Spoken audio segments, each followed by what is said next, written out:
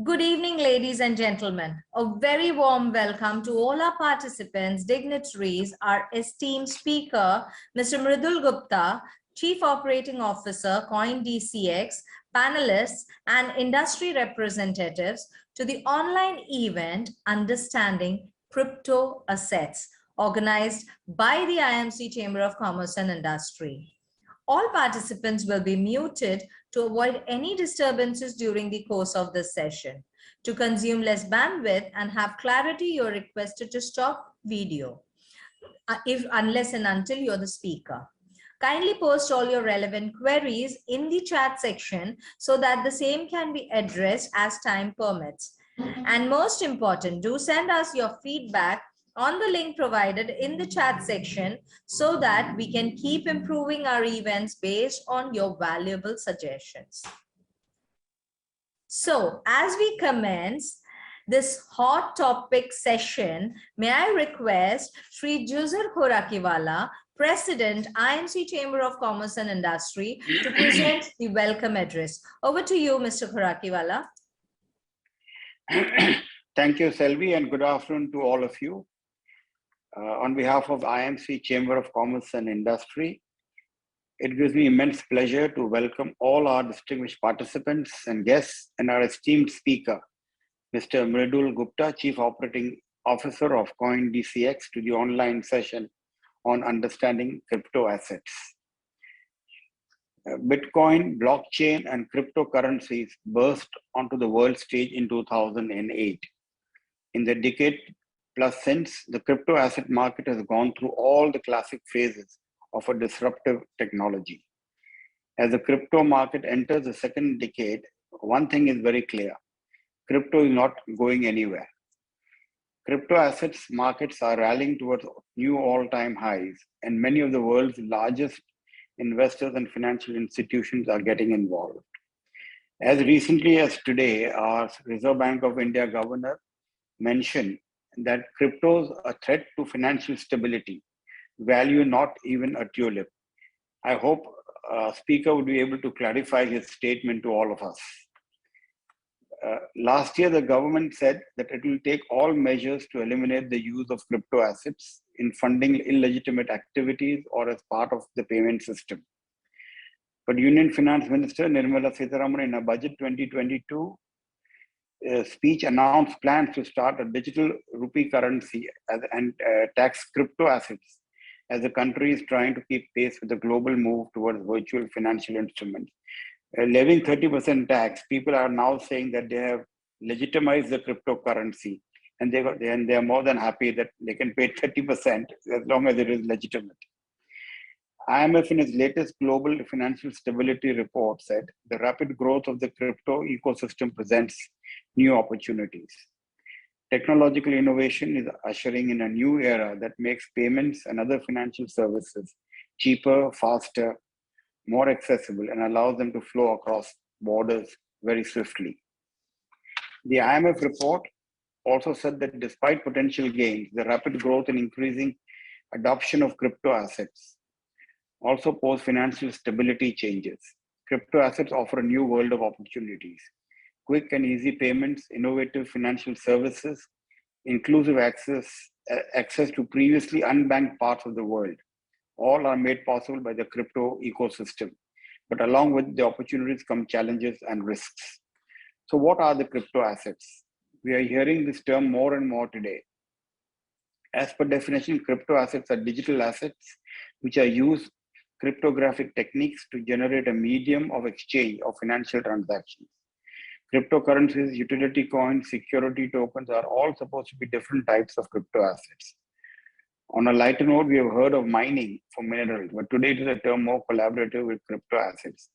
I was amazed to learn that Kazakhstan, a country like Kazakhstan, is the second largest in crypto mining, and it takes in so much of power to do crypto mining that it ran short of fuel, and therefore they had to raise the prices of fuel in Kazakhstan, and there were a lot of other implications behind this. So you can imagine it's already destabilizing certain countries where crypto mining is taking place in such large measure. So let's hear it from our expert speaker, Mr. Mridul Gupta, Chief Operating Officer, CoinDCX, India's first crypto unicorn and the nation's safest cryptocurrency exchange. Mridul is responsible for the strengthening of CoinDCX's product portfolio, marketing, partnerships, operations, and strategic growth of the firm. An electrical engineering student, graduate from IIT Delhi, Mridul was previously the Chief Strategy Officer at Pine Labs. Having worked across Stellaris Venture Partners, Goldman Sachs, and his own startup, he brings with him extensive experience in driving growth and scaling up capabilities of fast-growing fintech organizations across India and Southeast Asia. Mridul is a firm believer of the growing legitimacy of digital assets and is a firm proponent of the pivotal role crypto plays in transformation of India's economy for a decentralized future. Before I hand over to Mridul, I would like to say a brief little about IMC, Chamber of Commerce. It has a rich legacy of over 100 years and it was founded by a few Indian merchants who came together to establish this institution to fight for the rights of Swedish business. Chamber has about 5,000 members and over 150 trade associations and almost 4 lakh members in its this thing. The theme we have chosen this year is Engaging Maharashtra, Building India. So with these few words, I hand over this event to Mridul. Thank you very much. Thank you, Mr. Kalakiwala, for that introduction and for giving your views on the IMC, on crypto, and on the country. Really appreciate what you are doing for the adoption of crypto assets across India. I know there are a lot of questions around crypto assets, but maybe, let me start from the very basics of what really is a crypto asset, what really is a cryptocurrency, what is Bitcoin, and what are various things revolving around it. And I will try to cover some of the advanced topics around taxation, CBDC, and the future of cryptocurrency as well. Allow me to cast my screen quickly and present to you so that we can keep the thought structured. I hope everybody can see the screen. Great. So I'll just move for, I think there's a lot of jargons when you talk about crypto, right? So there's consensus, custody, there's dust, blockchain, tokenomics, cryptography. And I think when normal man is bombarded with all these words, it becomes super confusing of what exactly is crypto. So let's first take a step forward and try to understand what is the base for crypto, and we'll try to keep it very fast. But let's first try to understand what this universe of cryptocurrencies / crypto assets is all about. What are these currencies trying to achieve? What is the underlying behavior which some of these currencies and assets follow? How could we be investing in them? And then how is it beneficial for the overall ecosystem around us? So very quickly covering, what blockchain is. Blockchain, just to simplify it, it is nothing but a distributed database. Today, when you run a database, it is owned by either one person or one entity. In a blockchain, the database is owned by multiple people who are writing and reading of that database. And hence it is fundamentally decentralized. It is not owned by anyone. And hence the threat of the particular institution or organization going down does not really matter when it comes to blockchain protocols. Think of it like how a torrent works. Everybody can connect to the internet and everybody can exchange files. That's exactly what blockchain enables at a large scale. What is DeFi? DeFi is financial services built on top of blockchain, which are decentralized. DeFi is a short form for decentralized finance.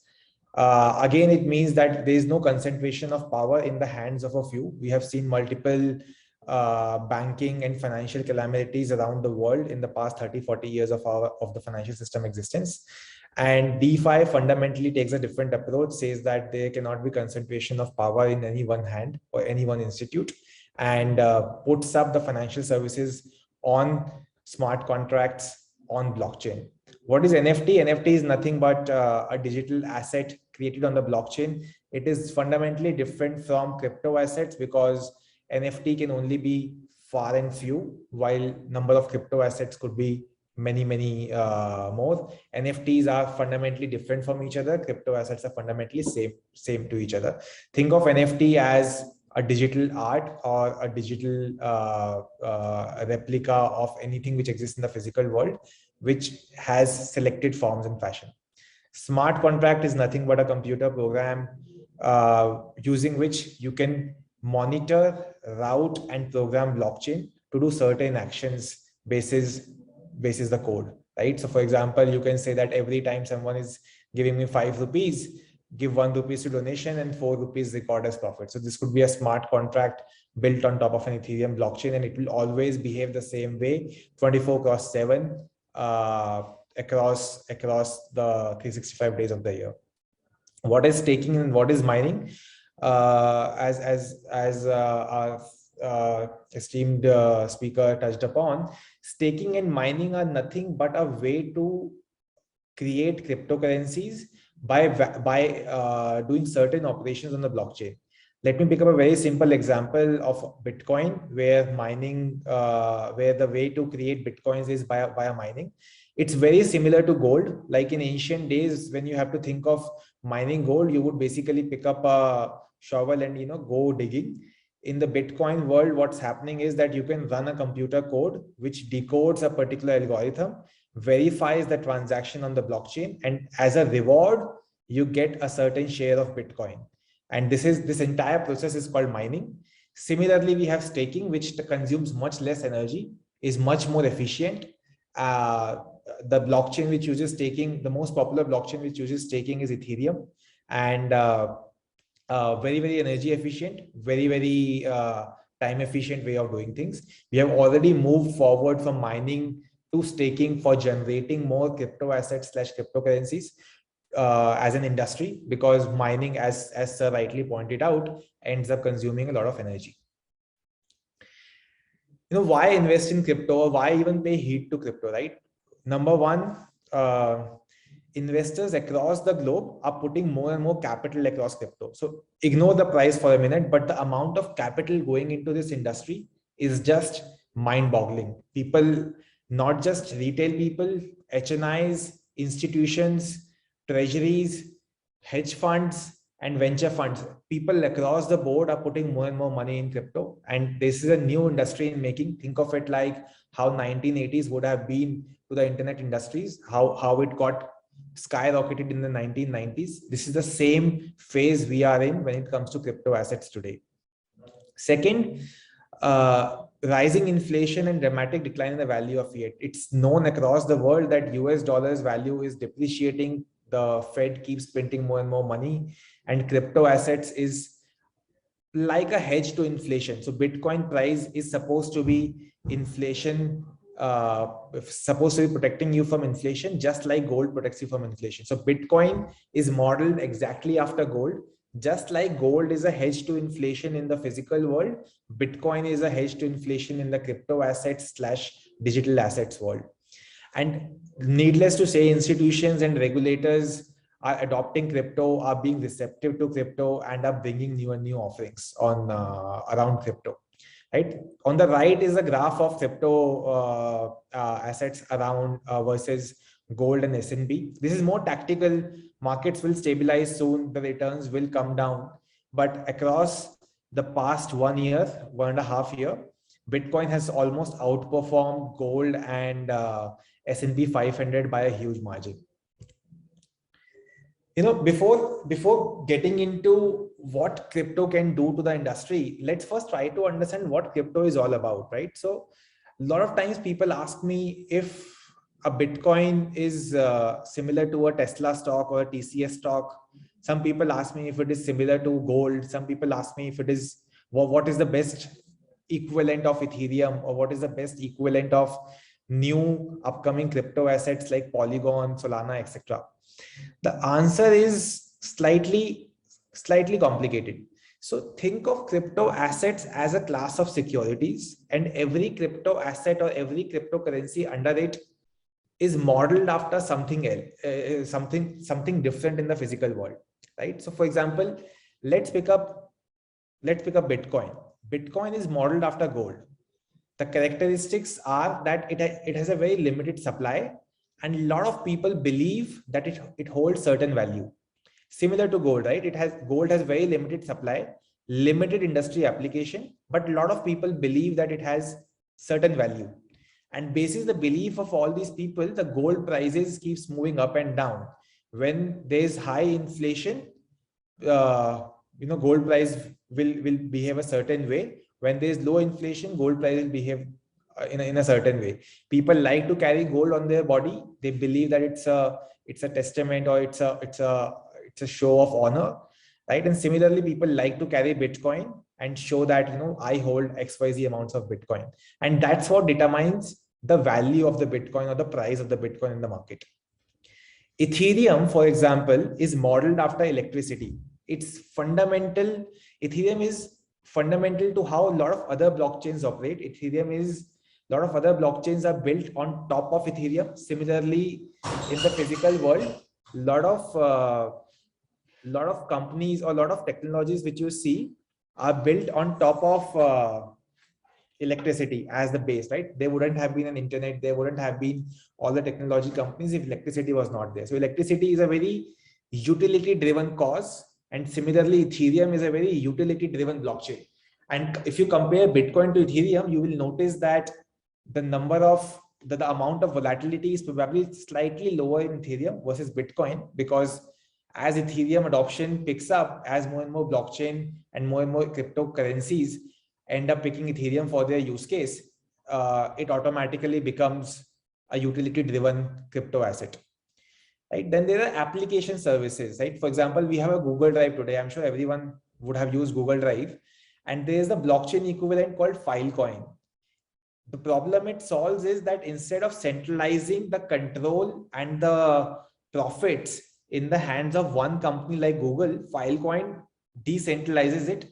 So I can basically put up my computer, I can download a software, and what it does is it takes away the free space of my computer and let me earn money for that, right? Because somebody in the ecosystem is storing their files on my computer in the encrypted form and fashion, right? It solves for a very specific use case, and amount of space available on this protocol, amount of space consumed on this protocol determines the value of Filecoin as a cryptocurrency or as a crypto asset. And then there are meme coins, right? These are nothing like penny stocks, right? So you have penny stocks in India, you have penny stocks abroad, not for good companies, don't do anything. And similarly, these are meme coins modeled after nothing but, some viral picture or some viral concept. They don't hold any fundamental value. Only the hype determines the value for these coins, right? So if an Elon Musk tweets tomorrow that I like Dogecoin, then the price will bump up. If he says that I don't like Dogecoin, the price will go down, right? So the influencer activity, the hype, the number of news articles around them determines the value. It's completely based on how people are reacting to that news, how people are reacting to that influencer activity. Then we have stable coins and STOs. These are nothing but digital assets pegged to real assets, right? So we have USDT, which is the most popular digital asset, which is pegged 1:1 to US dollars. So if the US dollars moves up or down, USDT moves up or down accordingly, right? And the price of this crypto asset is determined by the price of the real world asset to which it is tagged. You can have similar stable coins or STOs for multiple other currencies. So you can have an INR stable asset, you can have a euro stable asset. You could also have stable assets which are mapped to certain securities and certain stocks in the physical world. And then there are many more digital assets like NFTs, real estate tokens, and CBDCs, which we'll cover. Right, just very quickly talking about Bitcoin, right? You can see the price of Bitcoin moving up and down. One of the most popular crypto assets, it's nothing short of being called as the king of cryptocurrencies. The price fluctuation is only basis macroeconomic factors, right? So China ban, US regulation changes, India accepting crypto, Korea banning crypto. All of these prices will move the price of the Bitcoin. All of these events will move the price of the Bitcoin up and down.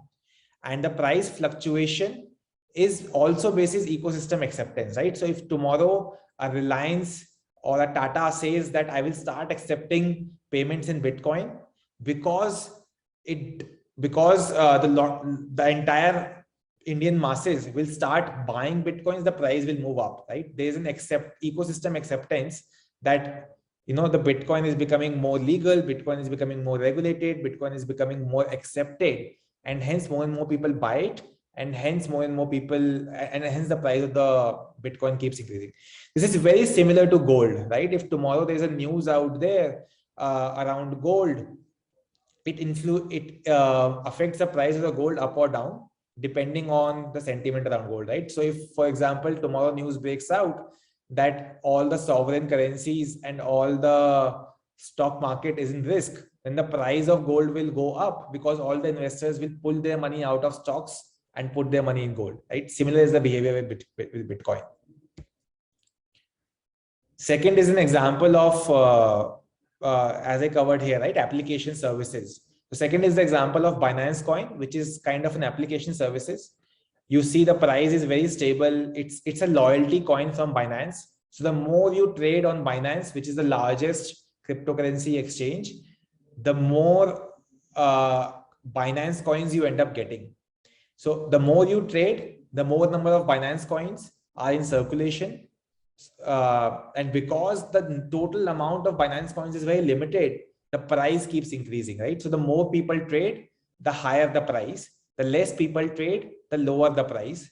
And it is modeled rightly after a company, right? So if Binance would have been an actual company which have been trading on, let's say, NSE, right? You would have basically looked at the financial statement of Binance and tried to buy or sell the stock accordingly. And similarly, now what this coins enables you to do is own a share in Binance by buying or selling this coin, by seeing the trading activity on Binance almost on a real-time basis, right? So I can go to Binance right now, see how much of trade activity happened in the last 1 hour, what is the trend for the past 5 days, and basis that I can buy or sell Binance coin.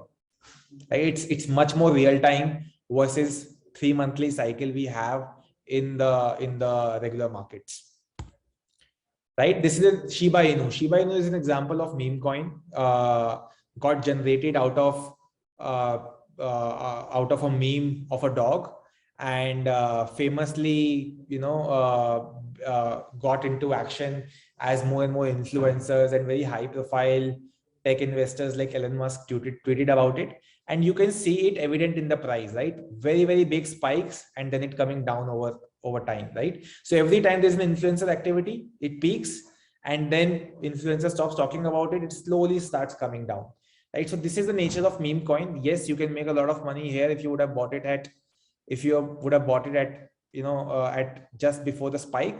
But again, very hard to time, because the spike happened because 1 or 2 or 5 or 10 or 100 influencers talked about it, right? So it's pure gimmick, it's pure luck, it's almost equivalent to a lottery, right? So let's cover what are the risks and challenges of crypto investing, right? And maybe I'll go slightly deeper into some of these sections as we talk about it. So number one, it's a very fast growing market, right? It's a very nascent market. The Bitcoin paper came, you know, 10-15 years back. The Bitcoin mining started getting adopted by various people, maybe 10 years. It started 10 years back, but came into wide adoption maybe 5 years back. And only now we are seeing a lot of exchanges across the globe. So some of the biggest exchanges across the globe are maybe 4 years old, 5 years old, not more than that, right? So it's a very, very nascent market. It's very fast growing market. Now, because it is nascent and because it is fast growing, it is very, very volatile, right? So the prices are subject to that volatility. And that is, I think, the biggest challenge and the biggest risk when it comes to crypto investing, right? Nobody knows what is the right time to invest, right time to buy, or right time to sell.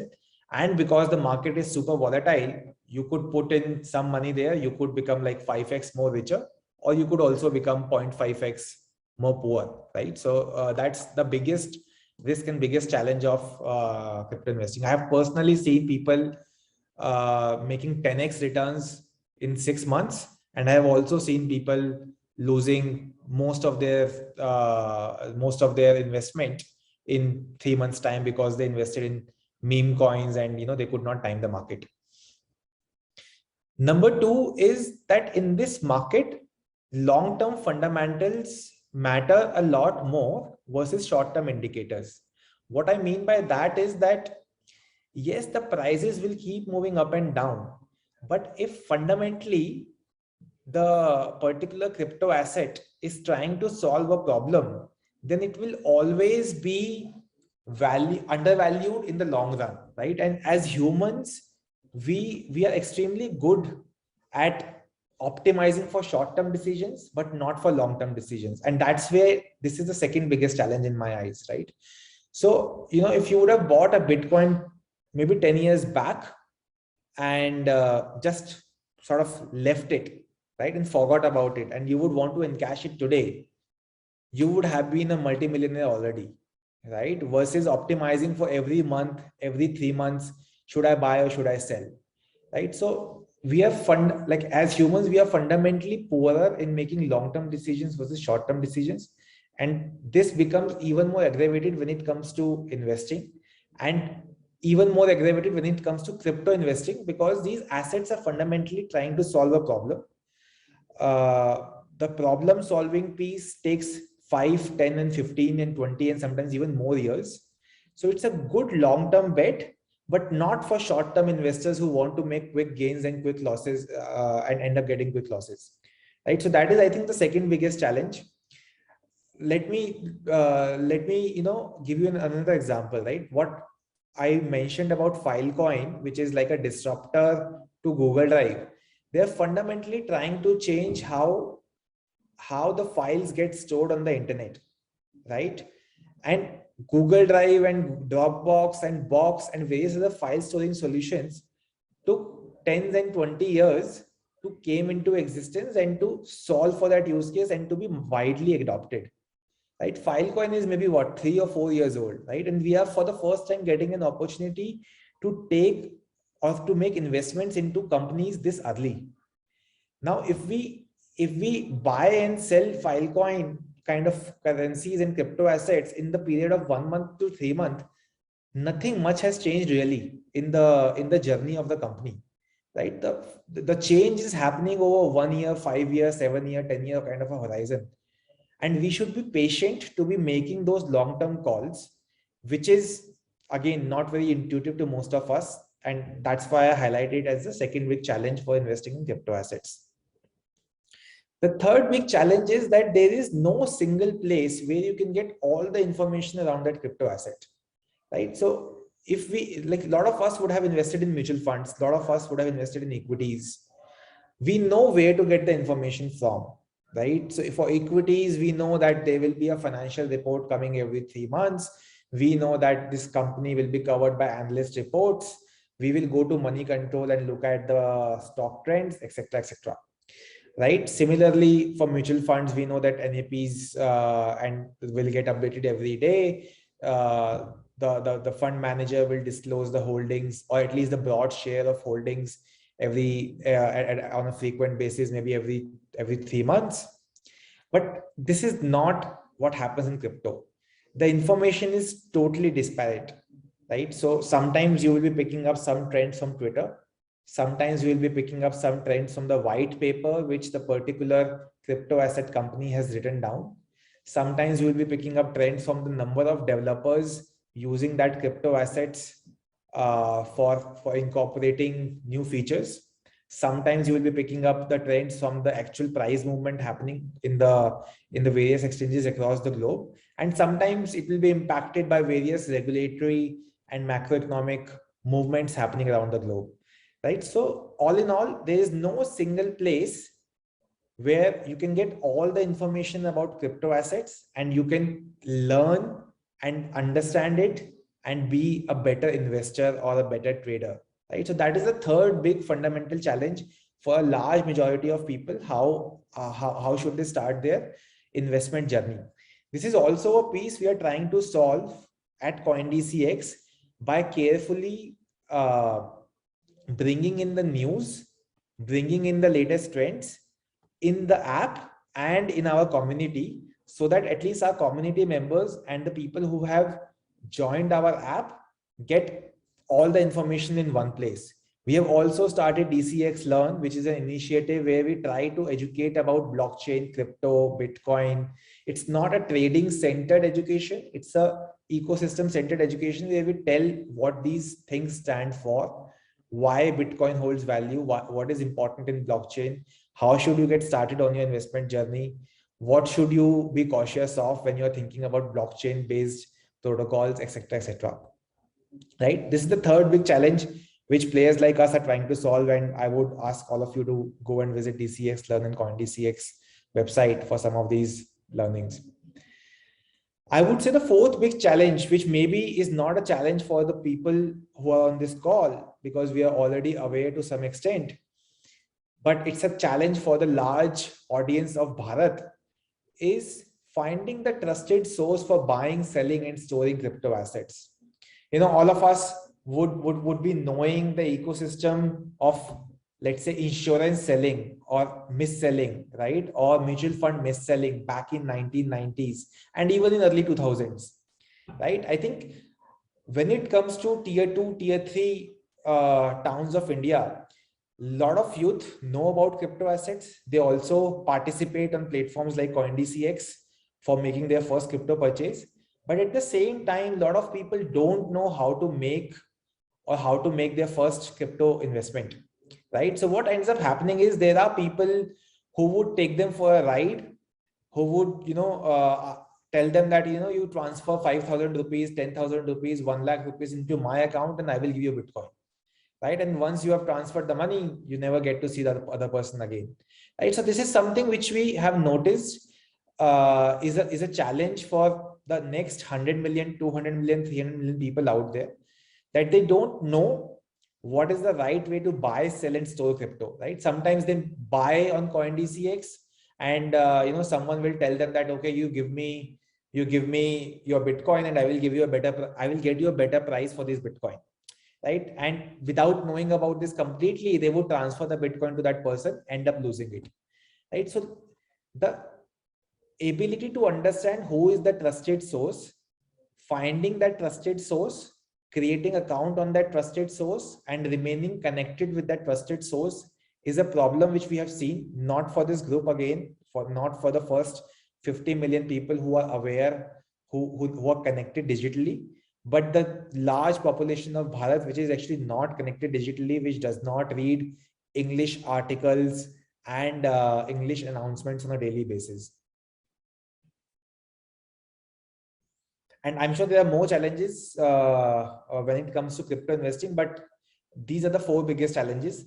Of these 4, the first 2 are market challenges, right? We cannot solve these challenges.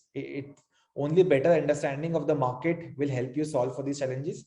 You have to learn, you have to tone your muscles in a way that you are able to take care of these challenges in a better way. But the third and the fourth bucket is something which we are solving actively at CoinDCX. I would urge all of you to visit the site and relevant apps and DCX Learn to get more information around these. I would also like to cover that given all these challenges, how should you go about making your first crypto investment, right? What should be the factors you should keep in mind? The first factor I would urge all of you to keep in mind is that start small. It's very easy to get enthusiastic about it, to get enthusiastic about the markets falling and put in a huge proportion of your wealth in crypto assets. But I would urge you to start small and then level up, right? Typically, we suggest that up till a 5% exposure is a good point to start with, and 5% exposure of your overall investment, not of your overall income. Second is be prepared for volatility. Be it Bitcoin, be it Ethereum, be it any other crypto asset, it will be volatile, and it will be much more volatile than the stock markets out there. So be prepared for it. Don't run away from it. Don't be afraid of it. Embrace it and try to learn what is the right time to be putting in money, how long you should be putting in money for, what is the maximum amount you can contribute of your savings for crypto investments, always are on the side of caution, right? Assume that you will lose the capital, but yes, whatever returns you end up making from that, it's good return at the end of the day, right? I was talking to a friend this morning. She pinged me a screenshot saying that, I have made 10% return in just the last 7 days as the prices started recovering. Should I sell it off? And she had invested some 3 lakh rupees into crypto assets, right? So she had made good 35,000, 30,000 kind of profits, right? My advice to her was that, hold, keep it on hold, don't sell. And the reason for that is it's very easy for us to get into this short-term buying and selling habit, right? But it's very difficult to be patient and disciplined and optimize for a longer run, right? So be prepared to face volatility, embrace it, and be a long-term investor in some of these markets. Third, and the one of the most important is watch the market, right? Continuously monitor what the market is doing. And this is not for optimizing on your buying and selling time.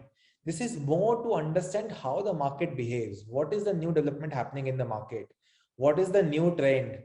Is there something fundamentally changing which challenges the existence of the crypto asset I have purchased? It could be a macroeconomic factor. It could be the new crypto asset coming, which is challenging the existence of the existing crypto asset. It could be certain countries adopting, or certain countries legitimizing, or certain countries banning the crypto assets, right? So watch the market, keep an active track, more from the perspective of learning about the market rather than timing the market. Right? Fourth one goes without a saying, choose assets wisely. As a beginner, do not invest in meme coins. Only invest in slightly more stable assets. Once you have grown comfort with the stable assets like Bitcoin, Ethereum, etc., then go to slightly more upcoming assets like a Polygon, Solana, Avalanche, etc. And always avoid the market hype, right? That is the biggest thing, right? People will tell you buy the dip. People will tell you sell now, the price is high. People will come up with instant rich schemes that you give me 1 lakh rupees now, I will, using crypto assets, I will convert that 1 lakh rupee to 5 lakh rupee. Avoid all the hype. Focus on the long run. Focus on making money in the long run. You will make money in the long run, I assure you of that, but don't optimize for the short run, right? And never stop learning, right? So we have tried one such initiative with DCX Learn, but I'm sure there are other initiatives out there as well. So never stop learning. Learn as much about the market as you can.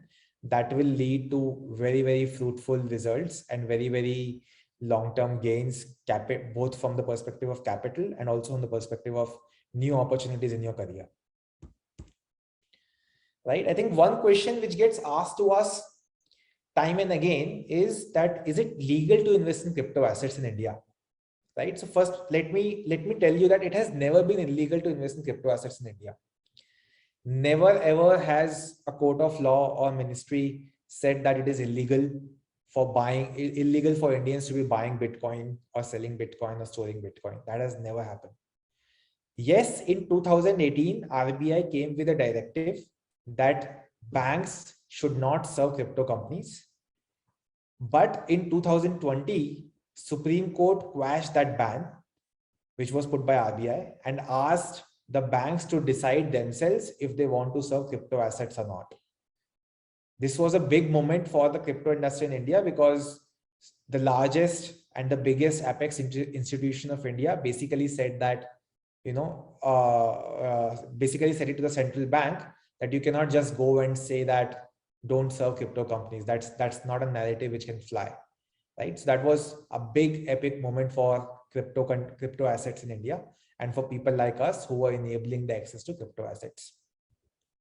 And as you can see, just few days back, central government has put forward a proposal to tax crypto assets, earnings in India, which is the move in the right direction, right? Which is the move which will get followed up with the crypto bill and more legitimization of crypto assets and crypto industry in India. So just to repeat, it has never been illegal to invest in crypto assets. Yes, there was a banking ban put by RBI, which lasted for 1.5 years, but Supreme Court quashed that ban and allowed banks to interface with crypto exchanges and with crypto companies. And now the government is taking even more progressive steps for legitimizing crypto in India. They will soon come up with a bill, and the proposal to tax crypto assets is the move in the right direction. Right. So feel free to buy, sell, store crypto assets with us. It's perfectly legal. There is no ban. Nobody will question you on the legitimacy of crypto assets. Other piece which gets talked about a lot more these days is what's our view on taxation and what is really what the government is trying to achieve with crypto taxation. So I think crypto taxation is largely a move which is positive for the entire industry, right? Because now people like us can easily take part in this, in the Bitcoin, in the Ethereum, in various other crypto assets whose price has been increasing for the past 10 years and which have been very stable investment class for the longer run. But at the same time, it has come with a lot of surprises. And we as an industry are working with the government to make sure that this progressive step which the government has taken can be even more progressive if we eliminate these surprises. Let me walk through some of these surprises in the section here. Right. So the first part of the crypto taxation is the 30% capital gains tax, which is largely welcomed by all the industry players. But what we are requesting the government is treating crypto assets at par with other assets like equities. Right? That will be the right way forward and will help people invest easily in the markets. So point number one, putting the same tax slabs as other asset classes. And point number two, allowing investors to offset their losses against other asset classes is an ask which we are trying to drive with the government authorities when it comes to 30% taxation of crypto assets. We also are urging the government to follow international models which are there for almost 1 to 2 years now, and the countries like Dubai, Thailand, and Singapore have actually reducing tax rates on crypto firms, on crypto investments, and on crypto transfers to enable the cryptocurrency adoption in their countries. So we're also urging the government on that piece. The second piece of taxation is 1% TDS, which is something which we as an exchange or as a wallet company will have to do for the people. Now there's lack of clarity on the events which trigger this TDS. What is the slab above which TDS will be applied? What is the slab below which TDS will not be applied? Will it be applied on crypto transfers or will it be applied only on buy and sell? What will be the price which will be taken into account for applying this TDS, etc., etc. So there's a lot of clarity which we need from the government, but largely this 1% TDS could impact the trading activities for crypto assets in India, which could drive the prices of crypto assets on the higher side, right? Even today, because we did not have the regulatory clarity around crypto assets in India trade at a 5% premium when compared to global prices. And this 1% will further increase this premium to maybe a 8, 9% or 10%, right? That is our first ask from the government, that 1% TDS could hurt the prices of crypto assets in India, could hurt the overall industry, and hence should be reconsidered. The second piece is that the higher prices as a result of 1% TDS plus the onerous compliances and operational processes which we'll have to build could encourage offline trading of crypto assets, which actually defeats the entire purpose of bringing in the crypto bill, right? So ideally, we should be looking forward to getting 100% transparency full governance and full view of what's happening on the crypto markets. But this 1% TDS could lead to a situation where people are trading on OTC markets offline, and nobody across the ecosystem has visibility of these trades, which actually defeats the entire purpose of getting in the crypto bill and getting in the transparency around cryptocurrency transactions. Let me also cover one topic which we are beginning to hear after the announcement, after the budget announcement, which is what really is CBDC, right? And how could it be different? We don't know the exact contours of CBDC, so we can't answer this precisely. But just fundamentally, how is CBDC different from a UPI or a Bitcoin or a credit card or something else, right? So first, let's try to understand, what does CBDC really mean? It's a central bank digital currency. It's digital currency, which basically means that it will be pegged to our routine currency at 1:1 ratio. So digital rupee and normal rupee will be almost interchangeable, right? The price will always remain the price ratio will always remain 1:1. The second big component of CBDC could be that it does not need physical cash movement, right? So when you are making a transfer between each other, yes, the cash is not moving from your pocket to the other person's pocket, but actually the physical money is moving from one bank to other bank. They follow a daily settlement cycle between themselves, and the money actually gets moved, right? So what CBDC could enable is that there is no need to move the cash physically across banking infrastructure.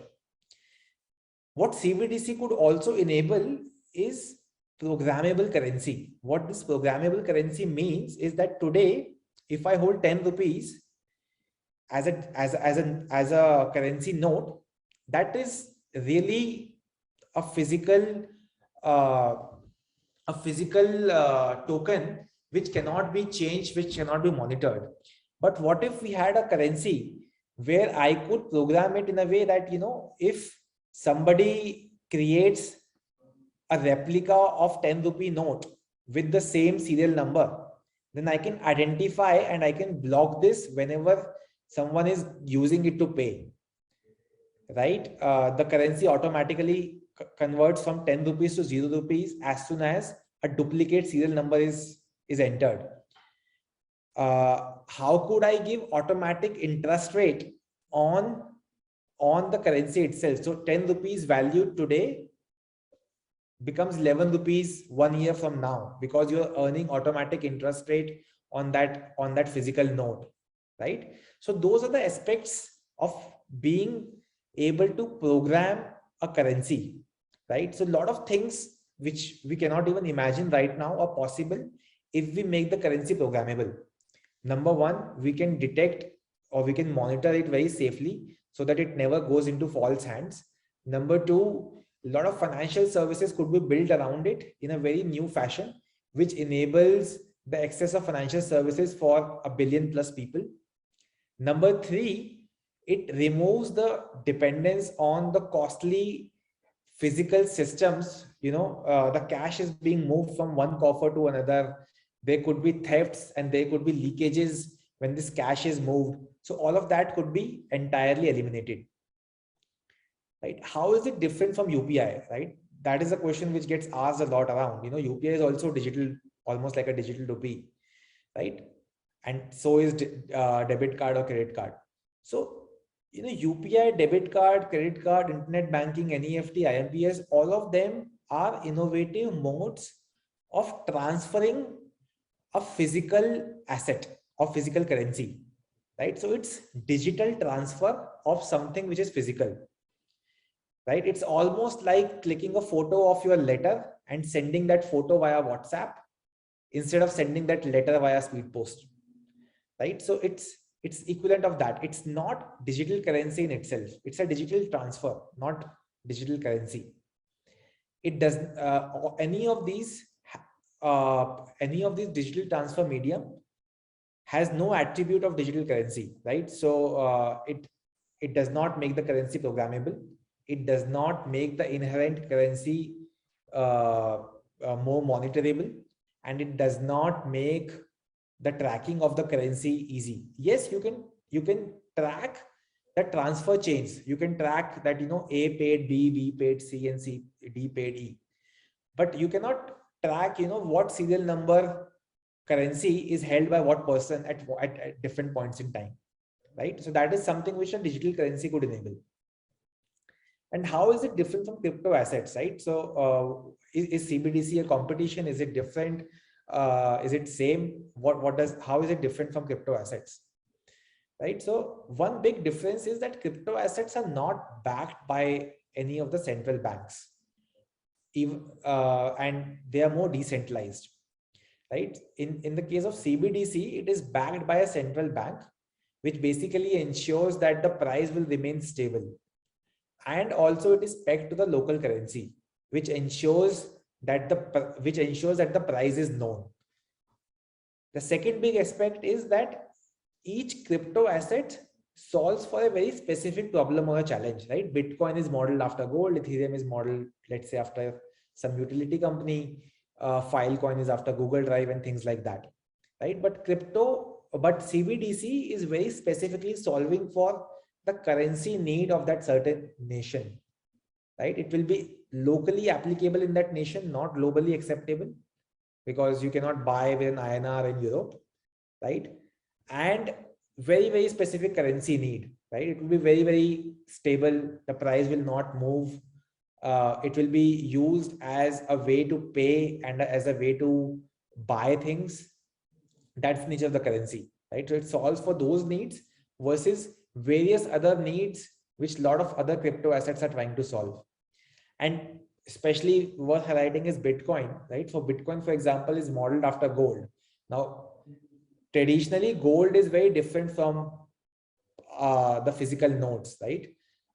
Yes, you can deposit gold and get a loan, but fundamentally gold is different and currency is different. And similarly, Bitcoin is different and CBDC is different. Bitcoin is more similar to gold. CBDC is more similar to the physical notes or physical coins rotating in the market. So I think that's really it from my side. Just to thank all of you for allowing me to present my views on the crypto assets ecosystem here and sharing a little bit about the CoinDCX. As a company, we are the safest exchange out there. We have the tightest compliance and KYC processes. Via DCX Learn, we promise unrivaled curriculum when it comes to crypto learning. So you can go and learn about crypto assets and about investing. We keep customers at our core. So we have 24/7 customer service team, which helps you with any problems you face on the platform. And we have the largest supply of different crypto assets, which you can buy, sell, and trade on. And also the best prices for these crypto assets exist on our platform. I'll stop my screen share. I'm happy to take more questions, which the group has. And hopefully I'll be able to do justice to some of the questions which the group has. Thank you, Mridul. There is one hand which was raised right in the beginning. So shall I ask the person to ask the question? Hello, can I ask the person to ask the question? 1 minute. Yeah, please unmute yourselves, Mridul. Yes, please. Shall I ask the person? Yes, please go on. Yes. Yeah. Please ask your question. Please unmute yourselves and be very precise so that more questions can be handled. Please, we have only 5 minutes. Yes, Opal F1. Hello, yeah. Hello. Oppo F11, please ask the question. I think the person is got a bad connection. He's just They got disconnected. Okay, we have lots of questions in chat. One is, isn't 30% tax intent-wise similar to the tax applied on lotteries? Doesn't that mean government is trying to discourage crypto? Hello. Yes. Hello. Hello. Yeah, please go ahead and ask. What is? Yes, sir. I think his connection is bad. Hello. Okay, Mridul will be running out of time. So fine. So can you comment on that question? Sorry, which question? The one, isn't 30% tax Sure. intent-wise and not discouraging crypto? Sure. So I don't think it is. So yes, it is definitely a big surprise and something where we are consulting actively with the government. But this is more of an outcome, right? This is like a blanket tax rate applied, which is known to the larger audience. When we are talking with the government, the discussions have been largely positive, where the government has been trying to understand the use cases of crypto, how it helps position India as the digital innovators for the next decade. What kind of job potential does it have? What kind of new companies could it create? Nothing of that sort is possible with a lottery, right? So we'll have to look at fundamentals of that particular industry.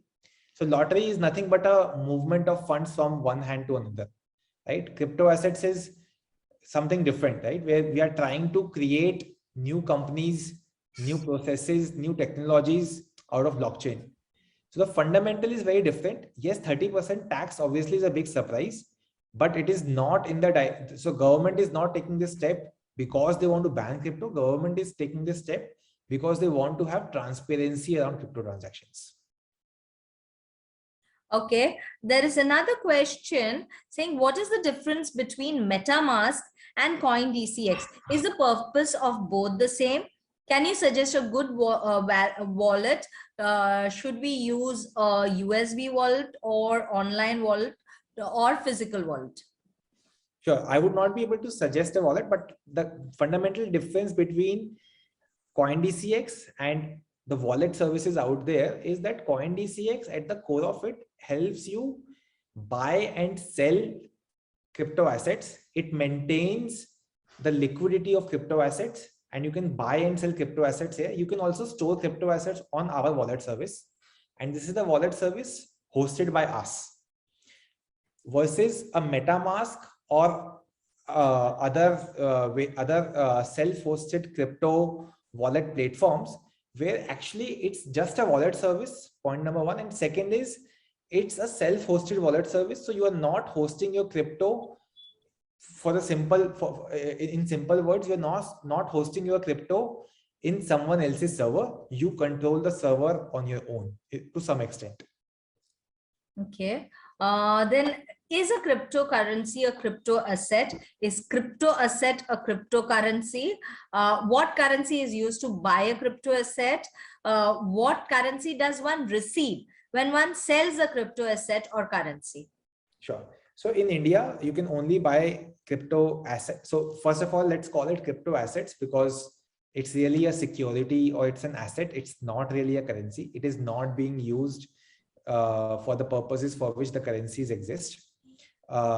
In India, you can buy all these crypto assets and cryptocurrencies using your INR. So you can deposit the money, let's say in CoinDCX app. This money gets reflected in your app. You can use it to buy various crypto assets listed on the platform.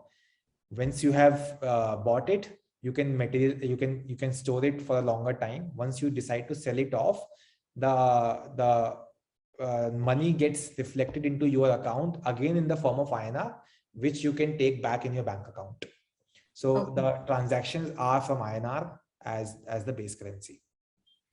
This is a question basically from Mridul saying Ethereum based projects, these projects, Matic, Solana, etc., depend on Ethereum, new layer or side chain. How much risk they have if Ethereum goes bust, underperformance? Is Cardano also riding on Ethereum, or it's an independent smart contract technology? Right. So I think the beauty of blockchain is that it cannot go down, because unlike a server which is physically hosted in one place, and there could be physical calamities which could damage that server, blockchain is actually not residing in one place at all. It's residing in all the different computers who have downloaded the software for that particular blockchain and are running that blockchain. So that is the fundamental advantage of the decentralized blockchain systems over centralized database servers, right? Technically speaking. And hence, it just cannot go down. And as you see different other blockchains implementing the base of certain blockchain, what happens is that they have their own ecosystems running on top of it. So it becomes even more powerful, which basically means that there are even more computers running that software, running that blockchain, and it becomes even more hard to take it down, right? So if, let's say, Bitcoin or Ethereum, when they were like 1 year old, it would have been easy to put them down, that because they might have been on 100,000 machines, right? But today they are across many more machines, and it just cannot go down. Okay. Isn't there a Zerodha equivalent of cryptos, a single platform enabling purchase across various exchanges for cryptos, DeFi and NFTs? If this regulatory and technology, is it regulatory and technologically possible?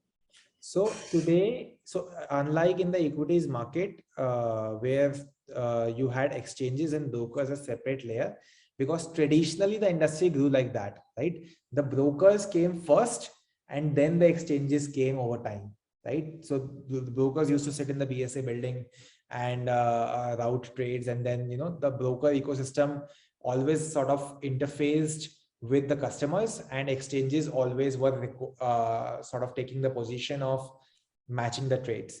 Unlike that, internationally, globally, across all the countries, whichever country you want to pick, in crypto ecosystem, exchanges and brokers are just one thing. So it's the same entity which does the trade execution, and the same entity which faces the broker, which faces the customer. So there is no need for a single entity which is a wrapper around all the other exchanges out there. That need does not exist. Okay. And this is regarding NFT. Is there a platform other than Ethereum with low gas price for creation and launching NFT? How does NFT when is sorry, there is some typing error, I suppose. When is Coin DCX permitting NFT launch and trading? So I will maybe, in the interest of time, I'll pick up the last question of this gentleman first, which is, okay, there are some projects, coins and NFTs claiming to give guaranteed fixed returns. Is it possible? No, it's not possible. There was this recent blog post from someone who compared the DeFi returns on one of the NFTs and one of the coins. And if you would invest in that coin / DeFi protocol, you would be richer than Elon Musk in the next 2 years, right? Because that was the kind of rate they were promising for every day, right? It's just not possible. It's unrealistic. The returns on these things will come down. And if someone is promising you 20% return in 1 month, the only reason they have been able to promise this return is that the project is in a very early stage and it is growing very fast. But as it hits plateau, the returns per month will also come down. And at the same time, because the project is a bit early, you are taking that risk of investment when you are putting in your hard-earned money into that. So you have to be cautious of the return and the risk profile for that project, NFT project, crypto project, DeFi project, whatever different projects you would have been seeing these returns on. There are some projects, coins, NFTs, claiming to be giving guaranteed fixed returns. Right. So this is the point I just covered. Right? Okay. Now, Somebody has said that CoinDCX app security to login is concerned, and there is no login pin to see the investments. Would you plan for this? Yes, so we probably have the strongest security measure where we ask you to enter password every time. We have laxed it a little bit and introduced the pin feature already. So now you can set up a 6-digit pin, which is again most highly secure practice. Other folks in the same industry allow only for a 4-digit pin. We enable 6-digit pin, and this pin is required every time you launch the app, irrespective of you launching it within 5 seconds or 5 hours.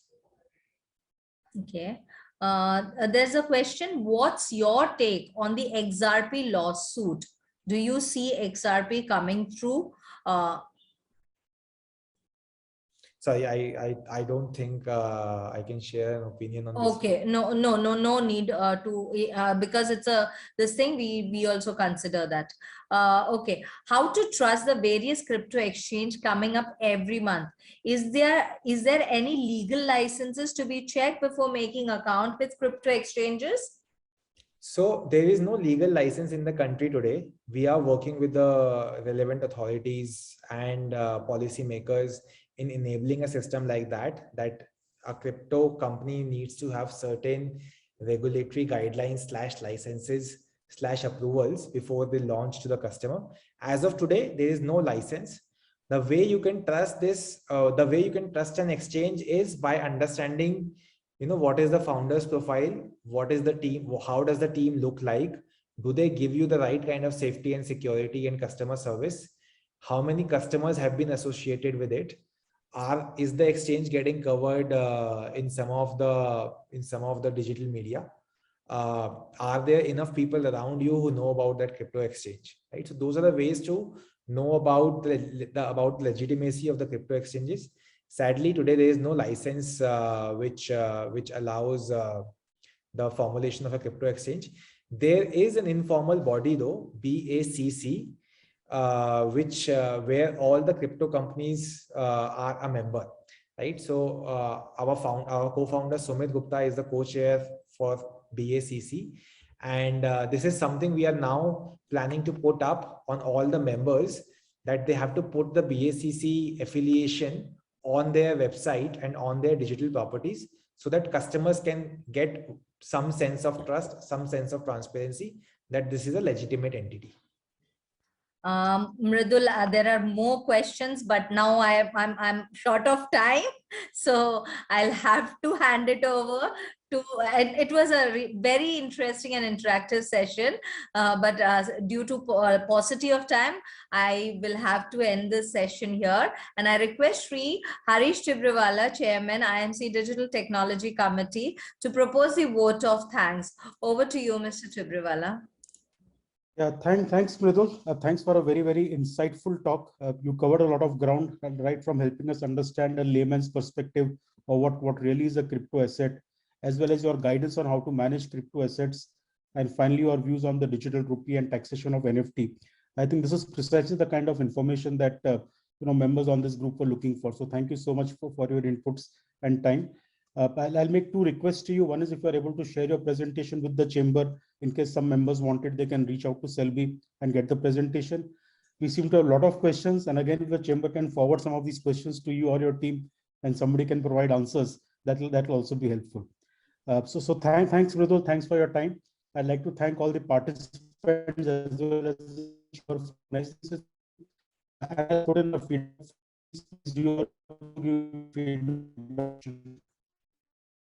I think, Harish bhai, we are losing you, the connectivity, I suppose. Mridul, thank you very much. Yeah. Yeah. Thanks, everyone.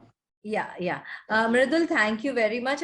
Just one more request. Can we post this video on our YouTube channels for the members and people who couldn't attend this event to see it? Yes, you can. Okay, thank you, Mridul. Thank you very much. Thank you to all participants. Yes, Harish bhai, thank you very much. Thanks. Good day. Good day.